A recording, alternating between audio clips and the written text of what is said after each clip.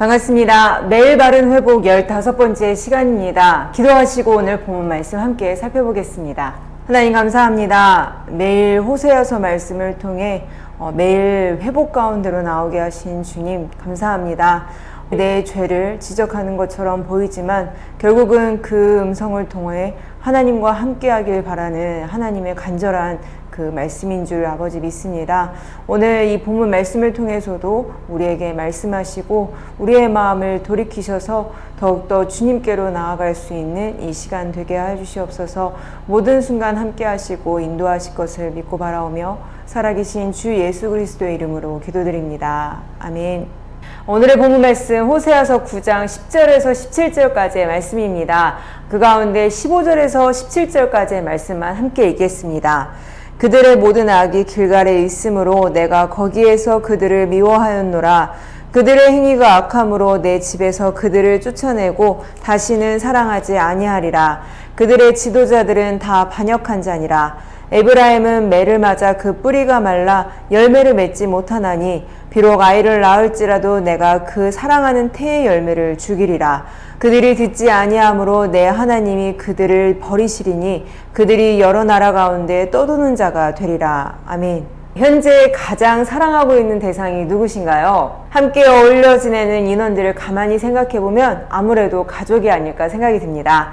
나의 자녀, 나의 배우자, 나의 부모님. 그들을 사랑한다라고 말할 수 있는 것은 그만큼 마음에 사랑하는 사람이 가득 차서 생각하는 것마다 그 대상을 떠올리게 되고 또 그 사람이 기뻐할 수 있는 일들을 고민하고 실행하고 이렇게 함께 기뻐함으로 만족을 느끼는 것들을 통해 충분히 확인할 수가 있습니다. 그렇게 애지중지 키워온 나의 자녀인데 집에서는 내 말을 들은 채 만취하던 그 아이가 집에 들어오지 않아 찾아보니 다른 집에 들어가 알지도 못하는 아주머니에게 최고의 정성을 다해 부모님 하며 모신다고 있다면 어떤가요?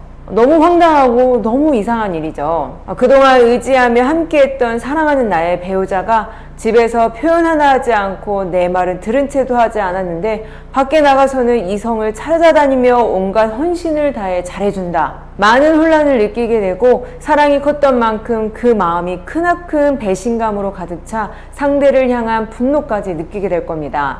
네, 10절입니다.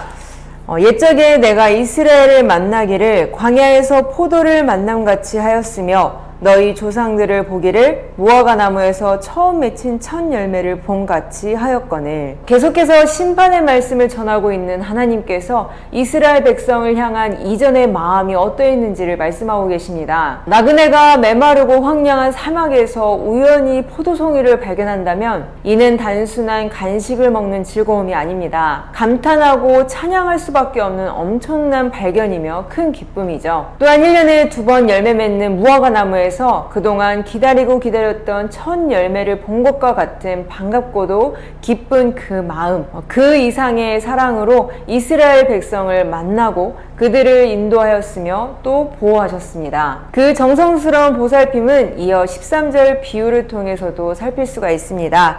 내가 보건대 에브라임은 아름다운 곳에 심긴 두로와 같으나. 아멘. 칼빈에 의하면 두로는 바다 가운데 있는 섬에 세워졌으며 또 이곳에 아주 아름다운 동산이 있었다고 합니다. 이 환경을 유지하기 위해서는 엄청난 비용과 노동이 투자되어야 했습니다. 기본적으로 사람이 살기 위해서는 제방을 쌓아야 하는 이런 곳에 나무를 심고 가꾼다는 것은 그리 쉽지 않습니다. 조금이라도 보호에서 벗어나면 쓰러져 없어져 버릴 것 같은 이 에브라임이 그동안 하나님께서 애지중지 키워온 심긴 나무와 같다고 말씀하십니다. 이러한 사랑, 이러한 보호는 여전히 진행 중인데 대범하게 무슨 일이 있었냐는 듯 다른 우상에게 가서 다른 신과 교제하는 일이 있다 하니 너무나 황당하고 그 사랑해왔던 만큼 큰 분노를 바라고 있는 겁니다. 10절 이어서 보겠습니다. 그들이 바알부올에 가서 부끄러운 우상에게 몸을 들이므로 저희가 사랑하는 우상같이 가증하여졌도다. 우상과 같은 취급을 하고 있습니다. 그들을 가증하다, 더럽다 말하며 그들을 더 이상 이전과 같이 대하지 않을 것을 강하게 말씀하셨습니다. 17절 말씀입니다. 그들이 듣지 아니하므로 내 하나님이 그들을 버리시리니 그들이 여러 나라 가운데 떠도는 자가 되리라. 이들의 본래 자리는 광야였습니다. 범죄함으로 40년간 떠돌며 많은 어려움을 겪었지요. 하지만 이 과정 역시도 하나님의 절대적인 인도함, 은혜로 가득 찼던 시간이었습니다. 하나님께 의존한 백성이 모든 전투에서 승리하게 하시고 배고픈 백성들을 친히 먹이신 이야기들이 영원한 책, 이 성경책에 기록되어 있습니다.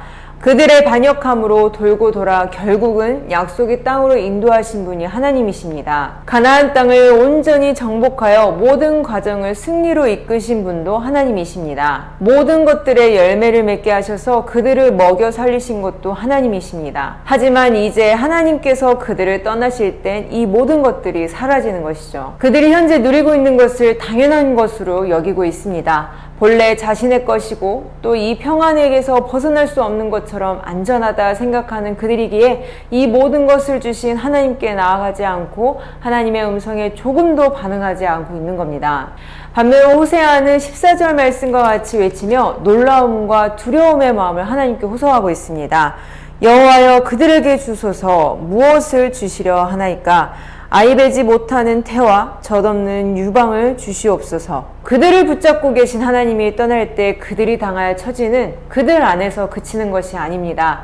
그들의 자손에게까지 미쳐 그 상황이 얼마나 심각하고 잔인한지 모두가 하나님께서 내리신 최고의 축복이라고 알고 있는 이 자녀를 그들에게 주지 말라고까지 말하고 있습니다. 그들은 여전히 나름대로 하나님을 의식하며 제사를 드리고 있죠. 당시 신성한 곳으로 알고 있어 많은 제사를 드렸던 이 길갈이라는 지역에 모든 악이 있다고 말씀하셨습니다. 하나님께서 주신 것으로 만족하고 감사하며 모든 것을 하나님께 드려야 하는데 오히려 무서운 줄도 모르고 하나님께 갈취하고 이용하는 그들이 악하다고 하신 겁니다. 그럼에도 그들에게 은혜가 주어졌으니 심판이 선포되는 그 순간도 그들을 떠나지 않고 계속해서 그들에게 말씀하고 계시다는 겁니다. 정말 관심이 없으면 그냥 떠나면 됩니다. 비록 감각이 없어 듣지 못하고 모든 것들을 흘려버리는 어리석은 백성이지만 하나님께서는 마지막 끝까지 백성들을 부르시고 있는 겁니다. 사랑은 쌍방향이어야 합니다. 살아가기에만 바빴던 이 시간들 가운데 잠깐 빠져나온 지금 그동안 우리에게 베푸신 그 은혜들을 헤아려 볼 시간입니다. 생각해보면 보이는 모든 것, 경험한 모든 것 하나도 빠짐없이 이 모든 요소들이 하나님께 받은 너무나도 감사한 요소들이죠. 하나씩 떠올리며 감사함을 고백하고 조금씩 소통해 나갈 때 진정한 회개로 영혼이 회복되고 결국 생각과 행동과 나의 삶의 모든 방향이 주님께 맞춰져 있음을 발견하게 될 겁니다. 현재의 환경은 어렵지만 영혼만큼은 하나님과 개인적인 깊은 교제의 시간들을 가지며 회복하시고 승리하시기를 주님의 이름으로 축복합니다. 기도하겠습니다. 하나님 감사합니다. 끊임없이 하나님과 다른 길을 가고 있는 어쩔 수 없는 죄인이지만 우리를 자녀 삼으시고 끝까지 불러내심으로 우리를 날마다 이렇게 새롭게 하시는 줄 아버지 믿습니다. 이 은혜 감사드립니다. 오늘 하루를 살아갈 때 이 은혜를 잊지 않고 오늘 들은 이 말씀을 마음에 담아 끊임없이 하나님을 갈망하며 살아갈 수 있는 오늘 하루 또 앞으로의 시간 되게 하여 주시옵소서. 모든 것 감사드리오며 우리 주 예수 그리스도의 이름으로 기도드립니다. 아멘.